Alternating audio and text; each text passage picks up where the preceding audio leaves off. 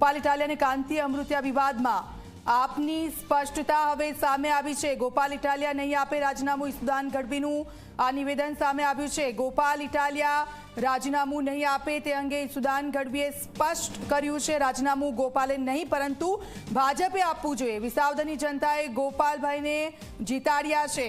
ઈસુદાન ગઢવીનું આ નિવેદન। ગોપાલ ઇટાલિયા લોકો માટે કામ કરતા રહેશે। ઈસુદાન ગઢવી કે જેમણે આ અંગે સ્પષ્ટતા કરી છે। કાંતિ અમૃતિયા અને ગોપાલ ઇટાલિયા વચ્ચેનો જે વિવાદ, આપના ઈસુદાન ગઢવીનું આ નિવેદન સામે આપ્યું છે। તેમણે સ્પષ્ટતા કરી દીધી છે।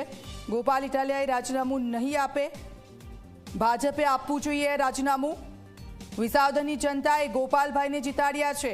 વિસાવદરની જનતા કે જેમણે ગોપાલ ઇટાલિયાને જીતાડ્યા છે।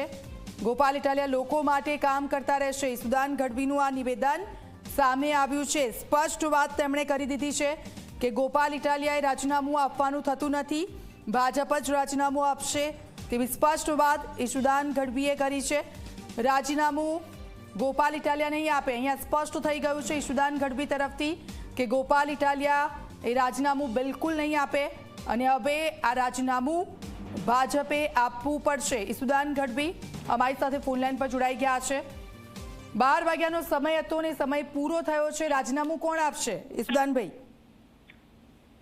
હું એ જ કહું છું, ભાજપના મુખ્યમંત્રીએ રાજીનામું આપવાની જરૂર છે। ભાજપે બ્રિજ બનાવીને લોકોના 17 લોકોના મોત થયા છે, કોઈ જવાબદારી નથી સ્વીકારતું। ભાજપના પાસે નેતાઓ પાસે 2 કરોડ રૂપિયા ઇનામ આપવાના રૂપિયા છે, પણ રોડ બનાવવાના રૂપિયા નથી। આ રૂપિયા આવે છે ક્યાંથી? રોડ રસ્તા જ છે નહીં, ખાડાઓમાં ગુજરાત છે। આખો લોકો છે એ પીડાઈ રહ્યા છે, ચારે બાજુથી મરી રહ્યા છે, ત્રાહિમામ પોકારી ગયા છે। નવયુવાનો પરેશાન છે, ખેડૂતો પરેશાન છે, મહિલાઓ પરેશાન છે, બેરોજગારો પરેશાન છે, અને આ લોકોને રાજીનામાનું સૂચે છે તો હું કહું છું 161 ને રાજીનામું આપો। ગોપાલ ઇટાલિયાને ગુજરાત વિસાવદરની જનતાએ જીતાડ્યા છે। વિસાવદરની જનતાની ગોપાલ ઇટાલિયા સેવા કરશે। ગોપાલ ઇટાલિયા શું કામ રાજીનામું આપે ભાઈ? રાજીનામું મોરબીની ચૂંટણીનો હતો તો મોરબી વાળા આપે। ગોપાલ ઇટાલિયા રાજીનામું આપવાના નથી, વિસાવદર જનતાની સેવા કરવા માટે ઉતર્યા છે અને વિસાવદરની જનતા એનામાં જ્યાં સુધી પ્રાણ છે ત્યાં સુધી એ વિસાવદરની જનતાની સેવા કરતા રહેશે। બિલકુલ, એટલે આ વાત સ્પષ્ટ છે કે ગોપાલ ઇટાલિયા રાજીનામું નહીં આપે। બિલકુલ, ગોપાલ ઇટાલિયાને રાજીનામું આપવાની જરૂર જ ક્યાં? તો ચેલેન્જનું શું? ચેલેન્જ ફેંકવામાં આવી હતી સામસામે અને આજે 12 વાગ્યા સુધીનો સમય પણ પૂરો થાય છે।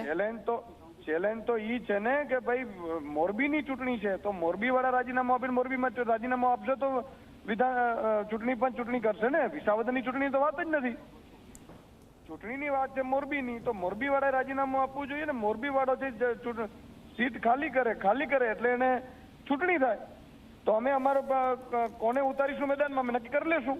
હું પ્રદેશ અધ્યક્ષ છું, માનનીય અરવિંદ કેજરીવાલ છે, અમારી પ્રદેશની નેતૃત્વ છે। પણ ગોપાલ ઇટાલિયાને રાજીનામાની જે અફવા ફેલાવવામાં આવે છે એ ખોટી છે। ગુજરાતની જનતાને અને વિસાવદરની જનતાને હું કહું છું, ગોપાલ ઇટાલિયા મજબૂતાઈથી વિસાવદરની જનતાના કામે લાગી ગયા છે। અત્યારે ગામડે ફરી રહ્યા છે। ગોપાલ ઇટાલિયાની દરરોજની તમે કામગીરી જુઓ। અત્યારે વિસાવદરની જનતાને ક્યારે ધારાસભ્યના દર્શન નહોતા થયા, ઈ ગોપાલ ઇટાલિયા ચૂંટાયા પછી સતત ગામડાની વચ્ચે છે, લોકોની વચ્ચે છે અને સતત વિસાવદરની જનતાને ખાતરી આપું છું। બિલકુલ, આ બધાની વચ્ચે લલિતભાઈ કગથરાનું પણ એક નિવેદન સામે આવ્યું છે, કદાચ આપને ખબર હોય તો। ગુંડાગર્દીની બધી વાતો કરી છે તેમણે, એને કઈ રીતે જોઈ રહ્યા છો આપ? મારે એ બાબતે કોઈ ટિપ્પણી નથી કરવી। કોંગ્રેસ ખતમ થઈ ચૂકી છે, અમારી લડાઈ ભાજપની સામે છે। ભાજપને મુખ્યમંત્રી CR પાટીલને કહું છું, તમારા મતે કાં તો 161 ને રાજીનામા અપાવડાવો ને, આવો ચૂંટણી મેદાનમાં થઈ જાય દૂધનું દૂધ ને પાણીનો પાણી। લોકો તમને કેટલા ઈચ્છે છે ને કેટલા પ્રેમ કરે છે ખબર પડી જશે તમને। તમે જે રીતે ગોપાલભાઈના રાજીનામાને લઈને જે અફવા ઉડાવો છો એ અફવાઓનું હું ખંડન કરું છું। પ્રદેશ અધ્યક્ષ તરીકે ગોપાલ ઇટાલિયા કોઈ રાજીનામું આપવા નથી। ગોપાલભાઈને અત્યારે વિસાવદરની જનતાએ ચૂંટ્યો છે ને વિસાવદરની જનતાને કામ કરવા માટે ગોપાલભાઈ લાગી ગયા છે। એટલે આ વાત અહીંયા પૂરી થઈ ગઈ, હવે કોઈ રાજીનામું આપવાની જરૂર નથી। બિલકુલ, જો આમાં ગોપાલભાઈ ઇટાલિયાની રાજીનામાની વાત જ નહોતી। ભાજપ ખોટી રીતે ઉછાળવાની કોશિશ બંધ કરે, વિસાવદરની ગુજરાતની જનતાને ભ્રમિત કરવાનું ભાજપ બંધ કરે। તમારા તાકાત 161 ના રાજીનામા આપો ને। ખરેખર તો મુખ્યમંત્રી રાજીનામું આપી જવું જોઈએ।